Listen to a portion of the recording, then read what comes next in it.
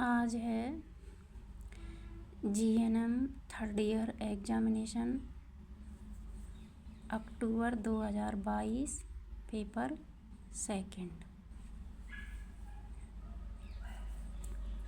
Community health nursing second. तो first question है, आंगनवाड़ी केंद्र पर माह का कौन सा दिन ग्राम स्वास्थ्य पोषण दिवस के रूप में मनाया जाता है? Monday, Tuesday, Wednesday, Friday. तो ग्राम स्वास्थ्य पोषण दिवस के रूप में बुधवार को मनाया जाता है। दूसरा है, वर्तमान में कौन से स्वास्थ्य केंद्रों को हेल्थ एवं वेलनेस सेंटरों में बदल दिया गया है? जिला अस्पताल, प्राथमिक स्वास्थ्य केंद्र, सामुदायिक स्वास्थ्य केंद्र, उप स्वास्थ्य केंद्र। तो उप स्वास्थ्य केंद्र को बदल दिया गया है। अगला है, मिशन इंद्रधनुष कार्यक्रम निम्न में से किससे संबंधित है? Family planning, immunisation, nutrition, health insurance. तो मिशन इंद्रधनुष टीकाकरण से संबंधित है। जो बच्चे रूटीन टीकाकरण में छूट जाते हैं उनका बाद में ढूंढ के टीकाकरण किया जाता है। तो जो अभियान चलता है उसे मिशन इंद्रधनुष कार्यक्रम बोलते हैं। अगला है, रिक्त स्थानों की पूर्ति कीजिए। ORS का उपयोग की रोकथाम के लिए किया जाता है। तो ORS निर्जलीकरण या डिहाइड्रेशन की रोकथाम के लिए किया जाता है। डिहाइड्रेशन।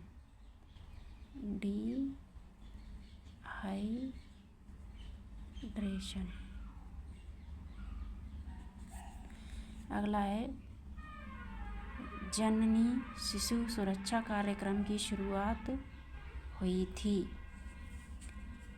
जननी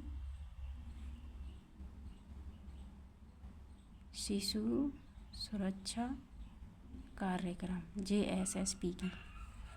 तो ये हुई थी 1 जून 2011 में। अगला है, खसरा रोग का एक नैदानिक चिन्ह है। तो इसमें आएगा कॉप्लिक स्पॉट। कॉप्लिक स्पॉट मतलब दाने दाने से हो जाते हैं, छोटे छोटे रेड से, उनको कॉप्लिक स्पॉट बोलते हैं।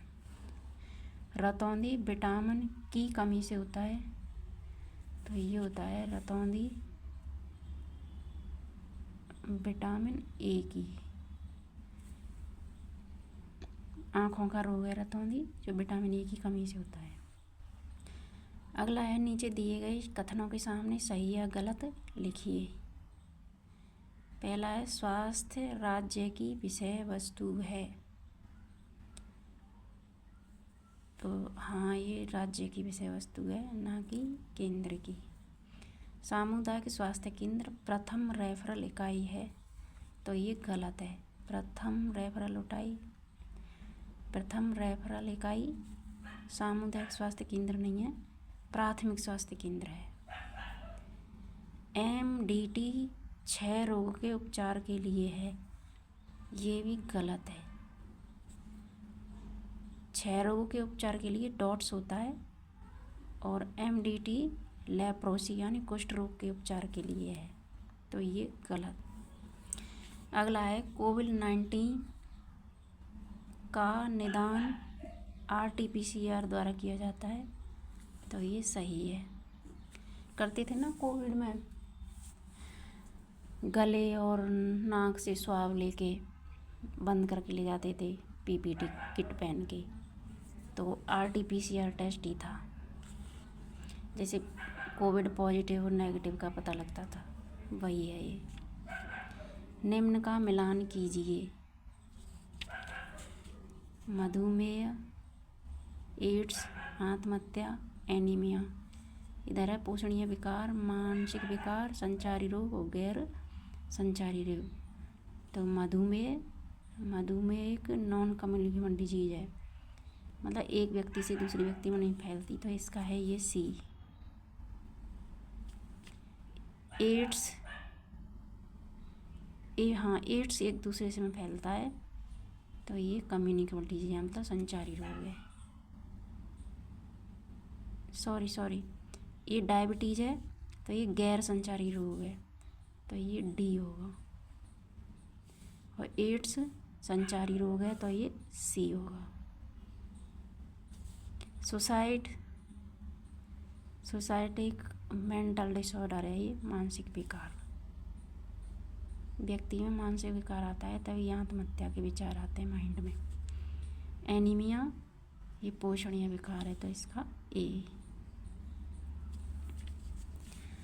अब सेक्शन बी के क्वेश्चन है, प्रजनन एवं बाल स्वास्थ्य में सामुदायिक स्वास्थ्य नर्सिंग की भूमिका लिखिए। समन्वित बाल विकास कार्यक्रम के बारे में संक्षिप्त में समझाइए। भारत की पोषण संबंधी समस्याओं के बारे में लिखिए। अगला है, किन्हीं 8 राष्ट्रीय स्वास्थ्य कार्यक्रमों की सूची बनाइए।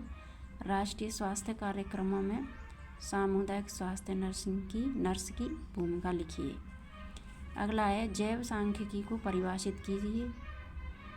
ये क्वेश्चन रिपीट हो रहा है। जैव सांख्यिकी के उपयोग एवं स्रोतों को लिखिए। किन्हीं 2 पर संक्षिप्त टिप्पणी लिखिए। ये 4 हैं, तो 4 में से किन्हीं 2 पर लिख सकते हैं। UNICEF, Indian red cross society, WHO यानी वर्ल्ड हेल्थ ऑर्गेनाइजेशन, FAO, इन चारों में से 2 पर को भी लिख सकते हो। सेक्शन सी के क्वेश्चन है 3 में से कोई भी 2 करने होते हैं। एक 15 मार्क का है। तो कुपोषण क्या है? कुपोषण के प्रकारों का वर्णन कीजिए। 6 रोग के बचाव एवं रोकथाम में सामुदायिक स्वास्थ्य नर्सिंग की भूमिका को समझाइए। नर्स की भूमिका। विभिन्न स्वास्थ्य समितियों की सूची बनाइए। हेल्थ सर्वे एवं विकास समिति का विस्तृत वर्णन कीजिए। अगला है, व्यावसायिक स्वास्थ्य को परिभाषित कीजिए। व्यावसायिक खतरों का वर्णन कीजिए। व्यावसायिक खतरों की रोकथाम में सामुदायिक स्वास्थ्य नर्स की भूमिका को समझाइए। ये क्वेश्चन भी रिपीट हुआ है, और ये इधर वाइटल स्टैटिक्स का भी रिपीट हुआ है। तो क्वेश्चन रिपीट हो सकते हैं, ऐसी कोई बात नहीं है।